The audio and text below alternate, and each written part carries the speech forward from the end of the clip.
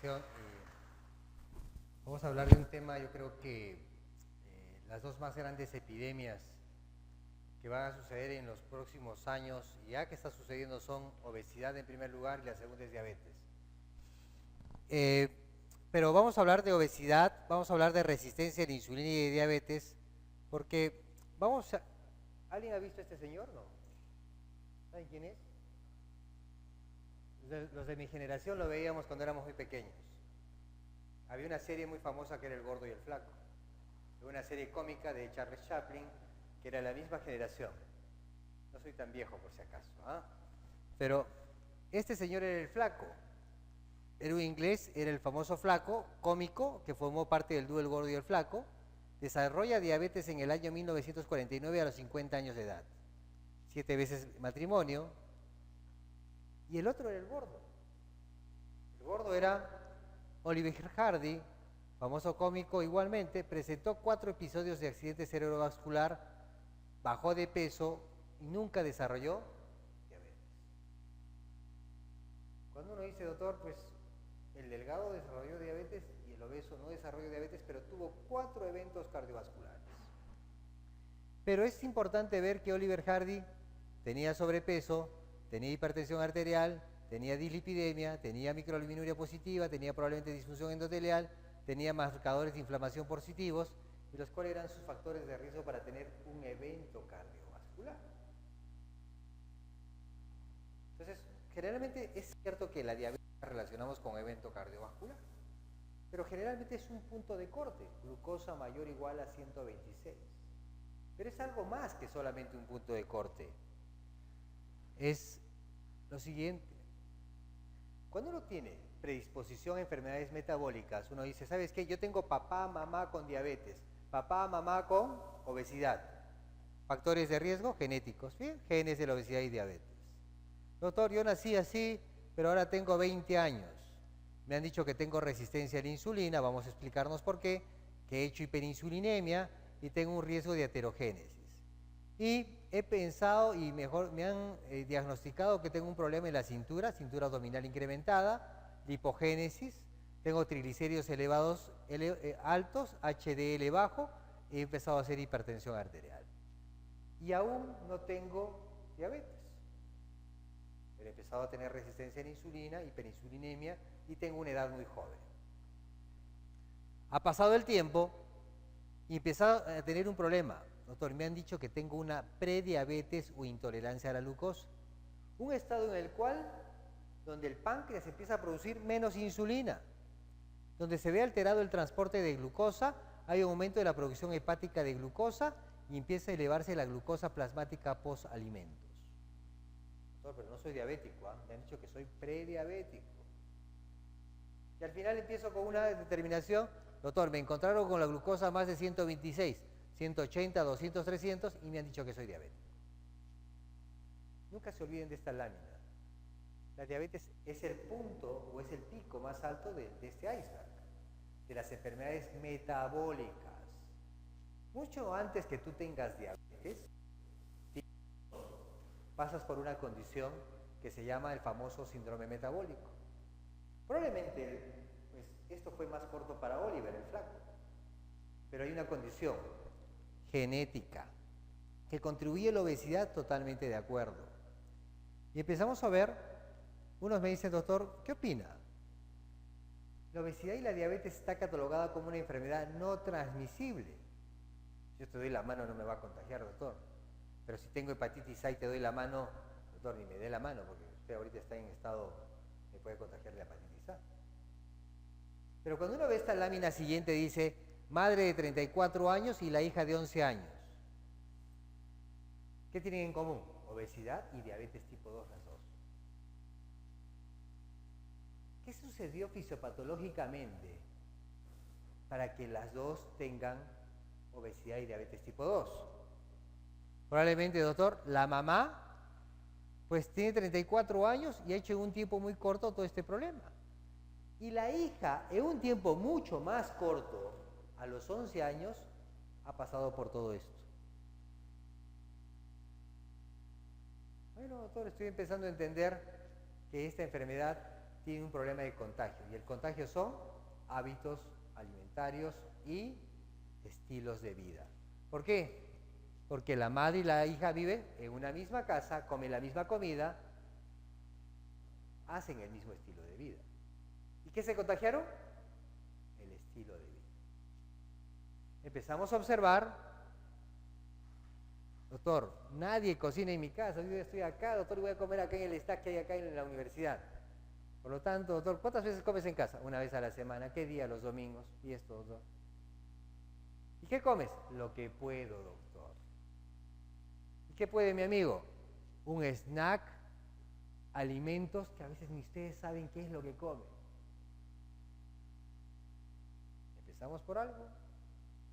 Y empezamos a observar que los tiempos han cambiado. Doctor, ¿cuánto es la prevalencia de obesidad en el país? En el país, 18%. Sobrepeso y obesidad, 50%. Perú. Los tiempos han cambiado. Entonces, cuando uno observa esta imagen, es una imagen actual, observamos personajes como este Calip, que pesa más de 600 kilos y tiene 20 años de edad. Y empezamos a ver que ha habido un cambio de estilo de vida. La gente se ha hecho sedentaria, vive en grandes ciudades, tiene un gran problema que es, pues no camina y tiene mayor aporte de alimentos, mayor aporte de calorías. Este aumento de aporte de calorías y este sedentarismo, vamos a ver cómo se explica en esta enfermedad crónica que es la obesidad. Pero veamos los órganos que están involucrados. Está involucrado el adipocito, el músculo, el hígado. Y en forma muy importante la célula beta pancreática, que es la que produce insulina. Entonces, no, doctor, un poquito de diabetes, pero algo más sobre obesidad. O sea, más prevalente es la obesidad que la diabetes, y recordar que esta es una enfermedad poligénica. Igualmente, que tiene que ver con mayor aporte de alimentos, mayor consumo de dieta y menos gasto energético. Entonces, la forma más frecuente de la obesidad es de origen poligénico, o sea, no existe un gen para obesidad. Entonces, doctor, tengo familia de obesos, tengo mucha posibilidad de ser obeso, ni lo dudes. Hay genes que ya están tipificados para obesidad, pero son muchos genes, aproximadamente unos 40 genes, los cuales tipifican los estudios de asociación y análisis que tratan de evaluar el barrido genómico para la obesidad. Tenemos acá algunos genes que no los vamos a ver, pero que tenemos algunas alteraciones en el gen 10, en el gen 17, en el mismo cromosoma Y. Entonces, al final, es cierto que hay un problema genético, pero no hay duda que la pérdida es en el equilibrio de gasto y lo que es energía.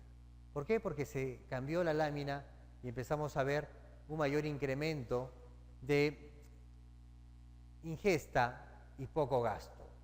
Y que tenemos células adiposas gigantes. Y eso vamos a analizarlo un poco ahora. Ustedes tienen estímulos. Doctor, ¿cuáles son? Mis sentidos. ¿Cuáles son tus sentidos? El olfato, la visión, el gusto, el tacto. Y cuando uno va a recibir un alimento necesita un estímulo. El estímulo va a mandar señales. ¿A dónde? Al centro del apetito. Y estas señales que van al centro del apetito se encuentran justamente en el hipotálamo, donde están las señales que integran las señales de saciedad, y tenemos todas estas señales, las visuales, las del gusto, asociaciones de memoria, olfatorias y señales que van a relacionarse a nivel del cerebro y produciendo todo esto. La punta de la lengua es las papilas gustativas relacionadas a la ingesta de azúcar e ingesta de sal.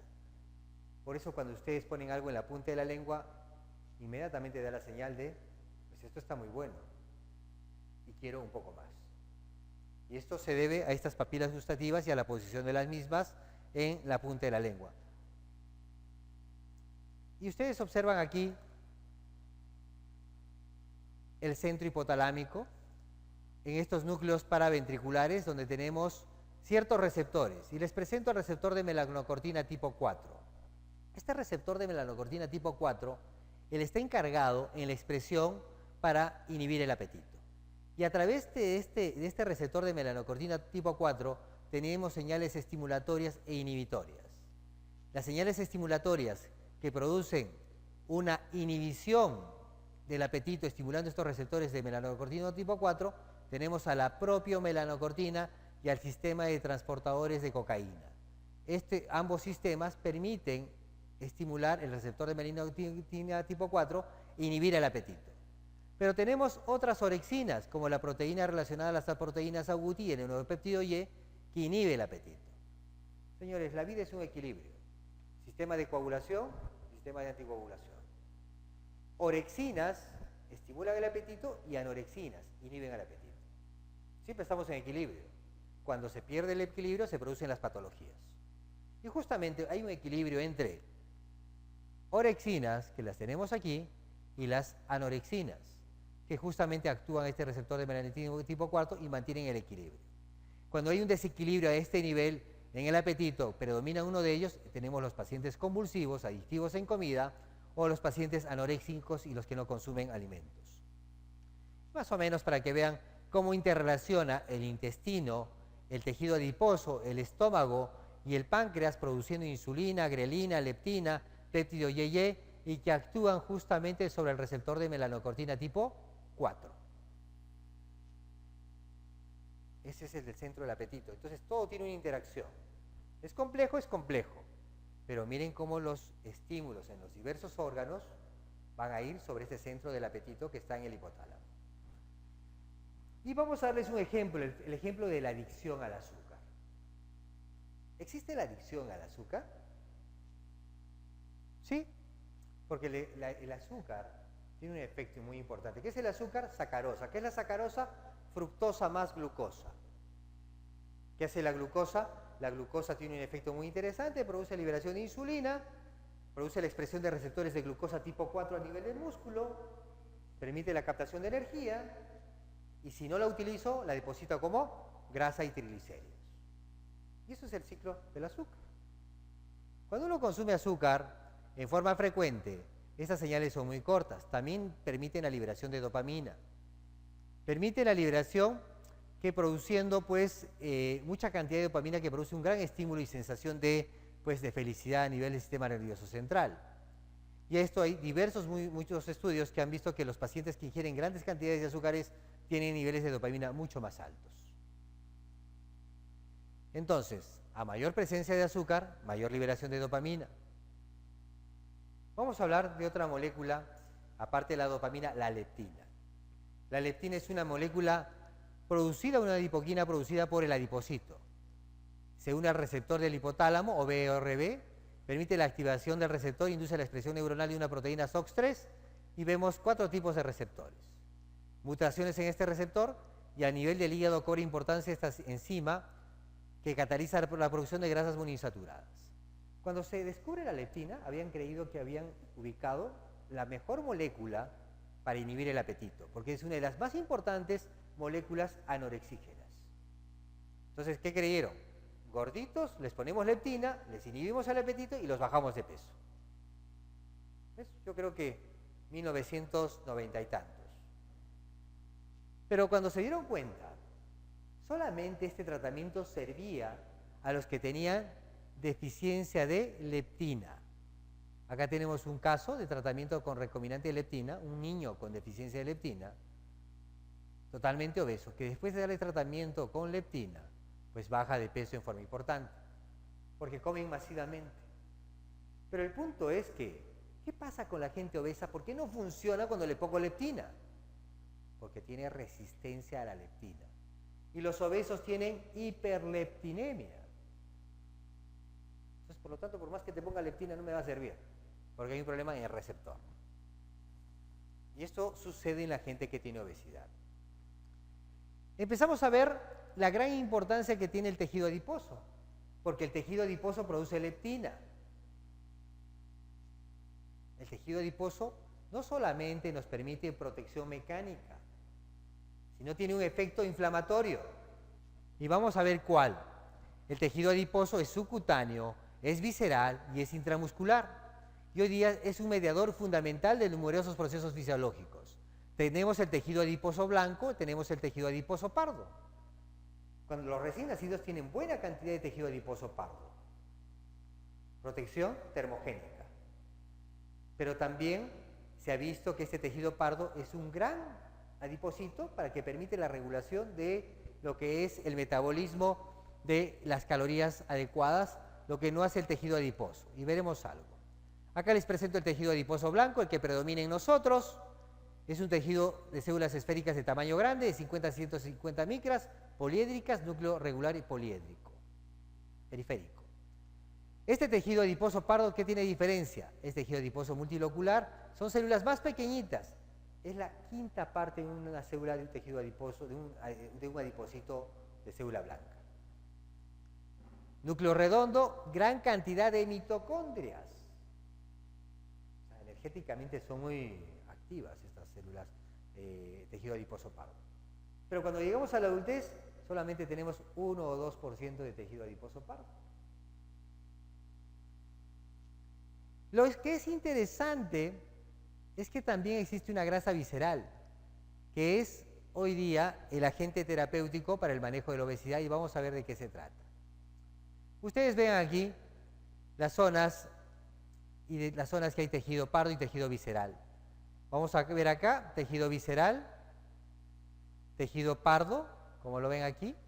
El tejido pardo mucho depende de que esté relacionado a las personas que hacen más ejercicio. Igualmente las ratitas que están llenas de grasa visceral vemos aquí. Y vemos acá que el tejido adiposo blanco es un tejido inflamado. Este tejido adiposo permite un depósito de lípidos, son células muy grandes, con pocas mitocondrias y gran contenido de células T o células inflamatorias. Y miren acá el tejido pardo, totalmente diferente, o marrón. Empezamos a ver que ese tejido adiposo que ustedes tienen, ya sea en la zona visceral, es un tejido de estas características. Tejido adiposo blanco, ya lo hemos visto. El tejido adiposo pardo es muy importante, como dijimos, en el recién nacido, región cervical interescapular, permite la regulación térmica. Empezamos a entender que el tejido adiposo es un órgano endocrinológico. No es un órgano solamente mecánico. Entonces, ¿por qué? Porque justamente este tejido adiposo blanco tiene que ver como un almacén de energía y tiene que ver con la expresión y secreción de algunas adipoquinas o péptidos bioactivos. Tienen acción local autocrina, paracrina y acción sistémica endocrina.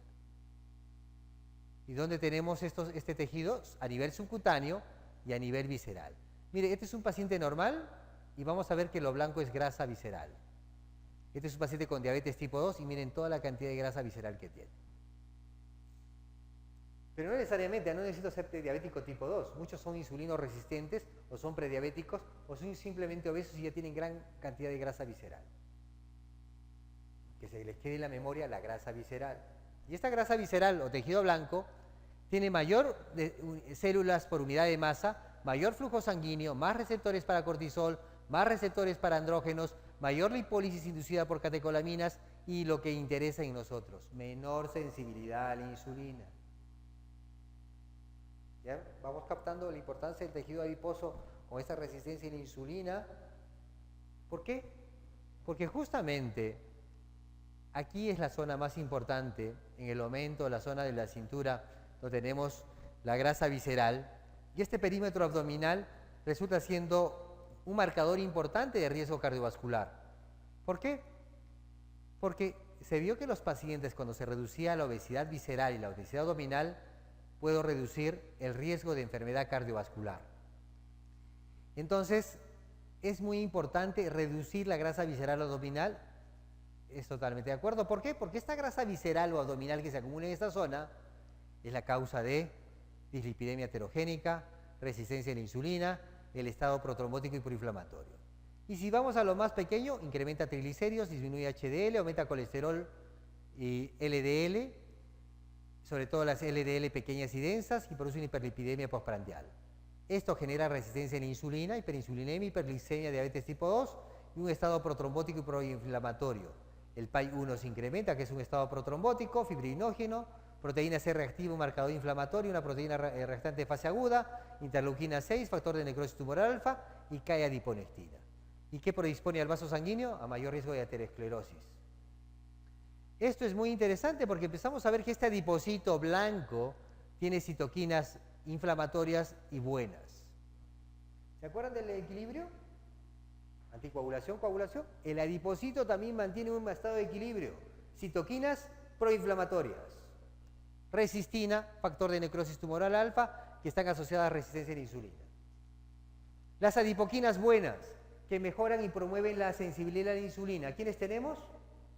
A la adiponectina y a la famosa leptina, que permite una mayor oxidación de grasa y un incremento de la sensibilidad a la insulina. La gente que tiene obesidad central y obesidad visceral, predominan los adipocitos productores de citoquinas inflamatorias. ¿Y qué es lo que va a predominar? La famosa resistencia a la insulina. Entonces, empezamos a ver la relación entre adipocito y resistencia a la insulina. Y acá tengo el adipocito visceral, por lo tanto, con todas estas moléculas inflamatorias es riesgo de inflamación vascular, dislipidemia heterogénica, hipertensión, resistencia a la insulina y permite también que se incremente el PAI, lo cual permite que no haya trombolisis, que eso es muy importante, o sea, tiene un efecto aterogénico y trombogénico.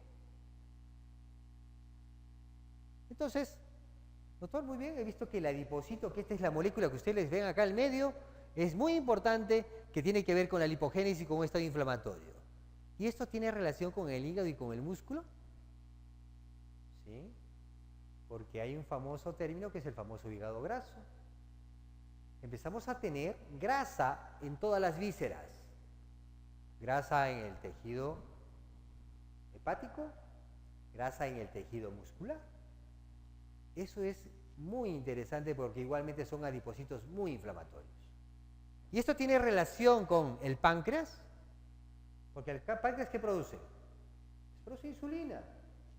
Pues aparte de todas las otras hormonas, en su parte tiene una parte exocrina y una parte endocrina. Y dentro de la parte endocrina produce insulina.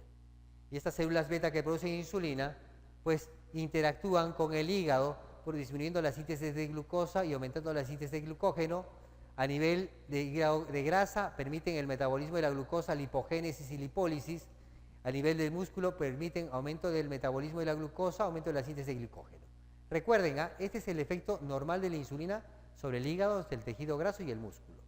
Y vamos a ver que estas funciones de la insulina, que son normales, se van a hacer alteradas en el paciente que tiene diabetes, en el paciente que tiene obesidad y en el paciente que hace resistencia a la insulina. Empezamos a tener un efecto hiperinsulinemia. Bueno, doctor, me acaba usted de contar la historia de la punta del iceberg. ¿Cómo es la punta del iceberg? Doctor, tengo genes, tengo hiperinsulinemia, hago resistencia a la insulina y termino diabético. Entonces, ¿qué es lo que hace la hiperinsulinemia? La hiperinsulinemia es un estado de control para que no se eleve la glucosa. ¿Y generado por qué? Piensen en todo lo que hemos visto anteriormente. Grande cantidad de adipocitos que hacen que tu insulina no funcione bien. Ejemplo, tu carro, tienes un Audi del último año y necesita gasolina de 98 octanos. Si le pongo una gasolina de 85 octanos, ¿qué pasa? Malogro el Audi, ¿no es cierto? Malogro el carro. La insulina es de igual manera. El adipocito que ha generado que la insulina no actúe bien. Por lo tanto, es como una gasolina de 85 octanos. Por lo tanto, ¿qué necesito? Que el páncreas produzca más insulina. Empezamos a tener estados de hiperinsulinemia, que se vuelve media crónica.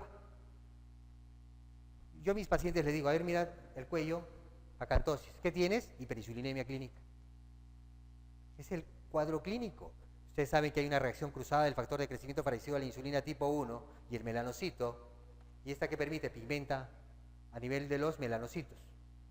Y sobre todo, y eso se llama acantosis nígricas. Empezamos a ver que esto es un estado clínico antes que la diabetes. Y esta hiperinsulinemia, esta hipercreación de célula beta, no sería nada malo si esto se hace crónico. Pero el problema es que no es crónico. El problema es que se apagó. ¿Se acabó la pila? ¿Se acabó la pila? A ver, revisa. El problema es que esto no es crónico. Lo que pasa es que, ¿se acuerdan del equilibrio? La vida es un equilibrio. he roto el equilibrio si hago hiperinsulinemia. Y empiezo a tener hiperinsulinemia. Y el estado, el organismo, el cuerpo humano, ¿qué tiene? Insulinoresistencia. Esto es un estado por un tiempo, hasta que los pacientes sucede esto. Esta gráfica no se olvide. Práctico y sencillo.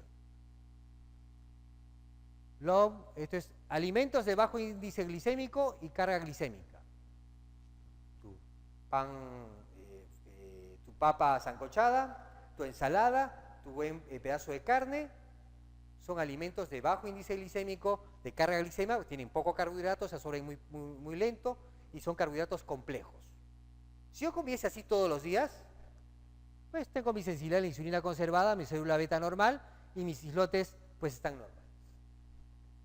Cuando empiezo a comer azúcares, fructosa y todos esos alimentos todos los días en cuestión repetitiva, ¿qué es lo que sucede? Alto índice glicémico, carga glicémica, tengo problemas con la sensibilidad a la insulina. ¿Y qué es lo que produzco en las células beta? Que se repliquen y se vuelvan regordas las células beta. ¿Con qué objetivo? Producir más insulina. ¿Correcto? Y estamos en la etapa del medio, ¿se acuerdan? Todavía no soy diabético, doctora. Estoy en etapa de hiperplasia de células beta. Las células beta se vuelven regordetas, hiperplásicas, y bueno, y te doy dando. Te tomo la glucosa 80, 70, 60. No soy diabético. A ver tu cuello, oscuro. Te mido insulina, bien alta.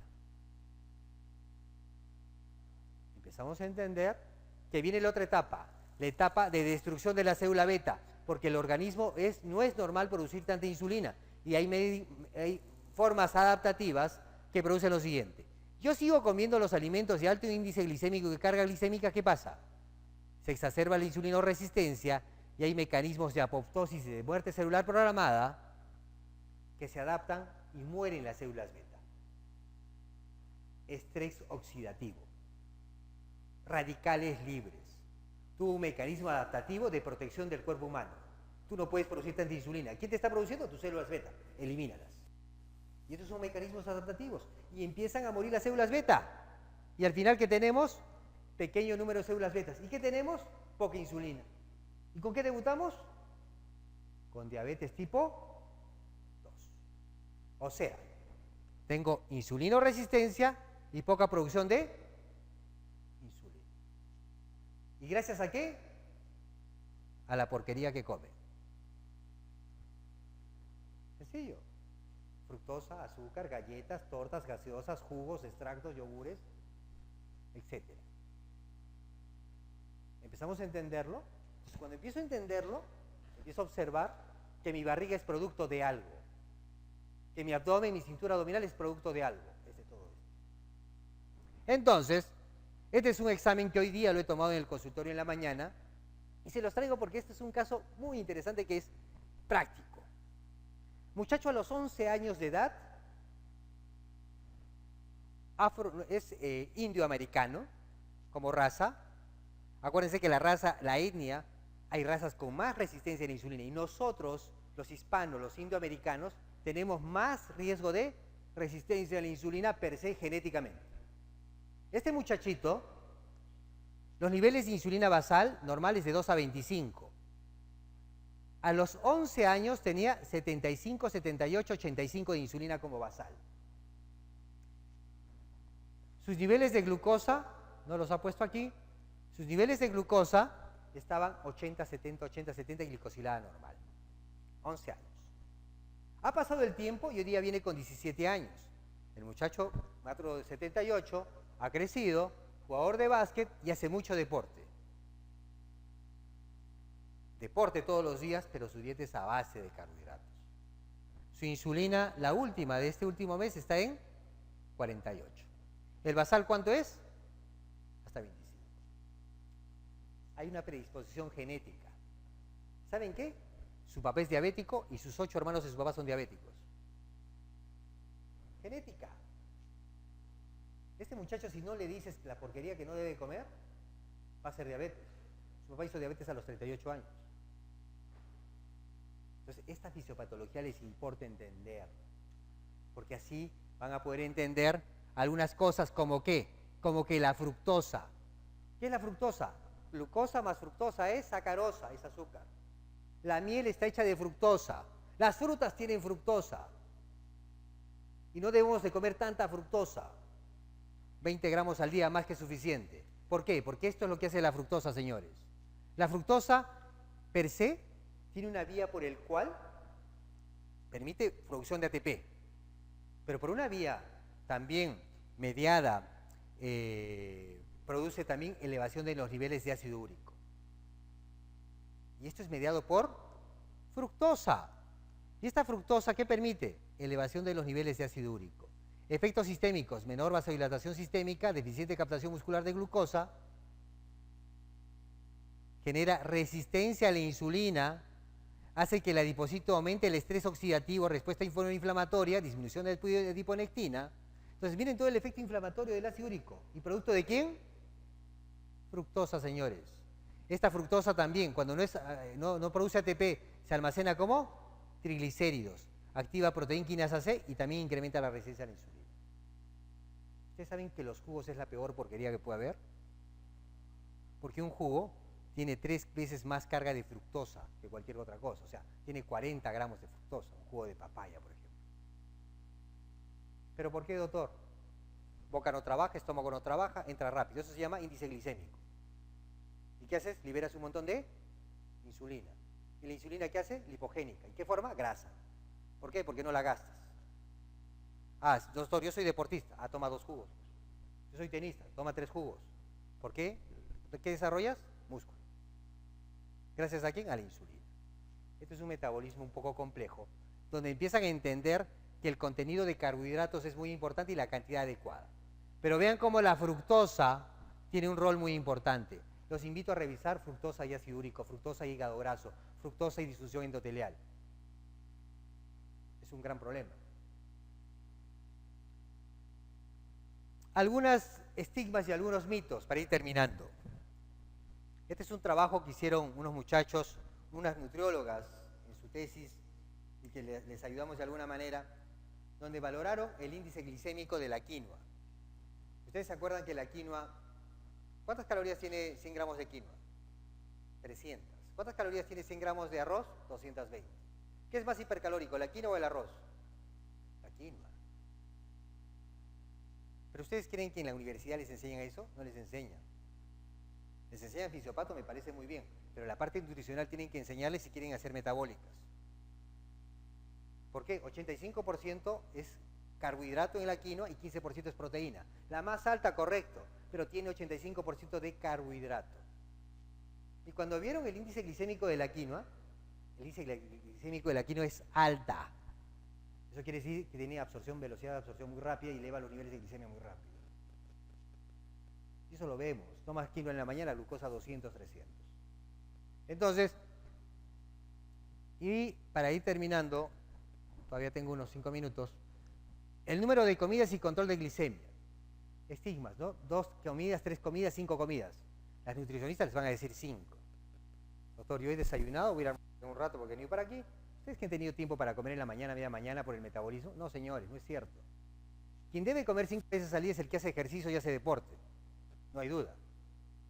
Pero nosotros que comemos y sentamos y estudiamos, 3 veces al día más que suficiente. Si no, van a tener grandes barrigas, grandes abdómenes. Porque van a liberar insulina 5 veces al día. ¿Sí o no? O sea, si como 5 veces al día, voy a liberar ¿cuántas veces insulina? 5. Y si tengo hiperinsulinemia, 5 veces hiperinsulinemia. Hay trabajos muy interesantes con respecto a este, como este trabajo. Los invito a que lo revisen. 2 versus 6 comidas al día. Los que comían 2 veces al día con mismo aporte calórico, 1500 acá, 1500 acá, bajaban más de peso los que comían 2 veces al día que versus los que comían 6 veces al día. Con 1500 calorías ambos grupos. El orden de las comidas tiene impacto en la glucosa. Bueno, eso es importante. Entonces, doctor, empezamos a ver la importancia de la alimentación en diabetes. Este es un desayuno saludable que aparece en Google. Puse en Google desayuno saludable, miren todo lo que aparece. Y si no sabemos de nutrición, nos los tomamos y empezamos a ver toda esta porquería. Cereales, granolas. Porque si estoy obeso no necesito eso. Y si ponemos, doctor, desayuno peruano, pues chicharrón, camote, ¿no? Jugos. Conceptos. Y si ponemos desayuno mediterráneo, un poco de tomate, un pan, un poco de aceite de oliva y un poco de jamones. Señores, somos lo que comemos. Y eso es la fisiopatología. Si tú tienes un abdomen prominente es que has estimulado tanto a tu páncreas que produce tanta insulina y tu reserva está ahí guardada para algún momento. Pero como nunca la vas a gastar, se sigue almacenando. Somos lo que comemos y por lo tanto hay que tener cuidado. Y no hay duda, 45 años, polidipsia, poliuria, náuseas, vómitos, glucosa. ¿Cuánto tiene esta señora? Tiene madre con diabetes, pH 7,4, bicarbonato 24, cambio de estilo de vida y sensibilidades de insulina. Este es un caso de diabetes tipo 2. Acantosis nigricans, problema de resistencia a la insulina y problema de deficiencia de la célula beta, obesidad central como factor de riesgo que ya lo hemos visto. Y vean ustedes el caso de la diabetes tipo 1, que es algo diferente, que es totalmente diferente. Destrucción de célula beta por un problema autoinmune. Entonces,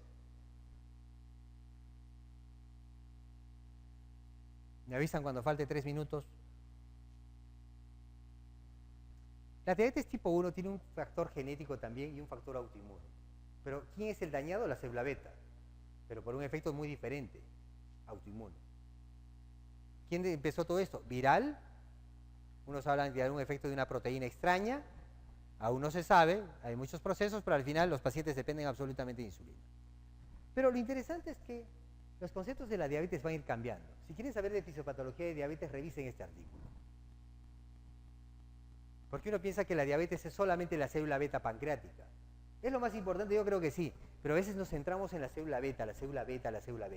Pero este artículo, que habla del esquema y la clasificación de la diabetes, pues habla que la diabetes tipo 2, ustedes ven que hay un síndrome metabólico, un sistema de inflamación, pero muchos diabéticos tipo 2 también son diabetes que tienen anticuerpos positivos. Y son los diabéticos atípicos, algunos. Y por eso cuando ustedes ven, los diabéticos tipo 2 son diferentes uno de otro. Tú usas insulina, ella usa 2 tabletas, ella usa una tableta, ella no usa nada. Los diabéticos no son comparables. Entonces, va a cambiar. El problema es cuando el diagnóstico es un adulto joven. Porque el adulto joven, ¿qué es lo primero que piensa cuando ves un paciente con 18 años con diabetes? Doctor, es tipo 1, ¿no? Bueno, doctor, pero ¿qué pasa si tiene obesidad? Bueno, doctor, ya puede ser tipo 2, ¿ah? Doctor, pero ¿qué sucede si es diabetes, tiene también diabetes tipo 1 y tiene obesidad? O tiene una diabetes tipo LADA, que es la diabetes latente autoinmune del adulto, anticuerpos positivos, delgados, pero que usan unos 3-4 años no usan insulina. O es solamente una tipo 2. O si no, una diabetes monogénica, que son otros tipos, alteraciones genéticas propias de un solo gen, que son las diabetes MODY. En total, lo que les puedo decir es que la diabetes es un síndrome. Hoy día se trata de ver que la diabetes es un síndrome. Por eso cuando catalogas un paciente de un patrón medio, de evolución medio no claro, pues la catalogamos como un síndrome. Al final vean, un gallo real. Esta es la diabetes con sus plumas de pavo real y la diabetes verdaderamente se perfila así. Pero de tipo 2, como concepto va ahí. Entonces, y para terminar, tenemos a la tipo 1, tenemos a la tipo 2, pacientes que tienen tipo 2 y autoinmunidad, conocidas como diabetes doble, pacientes con diabetes LADA, pacientes que son delgados, que no usan insulina a buen tiempo, pero que tienen anticuerpos positivos, o que les llaman una diabetes autoinmune de evolución lenta. La diabetes está cambiando, hay diabéticos en más jóvenes con diabéticos tipo 2, no es suficiente el fenotipo y la etiopatogenia, la fisiopatología es muy importante, la etnia es un factor importante para la presentación de las diabetes, como pues ustedes ven aquí, cuando vayan a los hospitales públicos 2 de Mayo, Loaiza, lo que van a ver, oye, todos los diabéticos que he visto acá en cetoacidosis son tipo 2. A mí me enseñaron en el Williams o en el Harrison que no, son tipo 1. Por eso sus perfiles de presentación son muy importantes y es el patrón más frecuente en nuestra población, la cetoacidosis en diabetes tipo 2. Muy bien, muchas gracias. ¿Tienes alguna pregunta?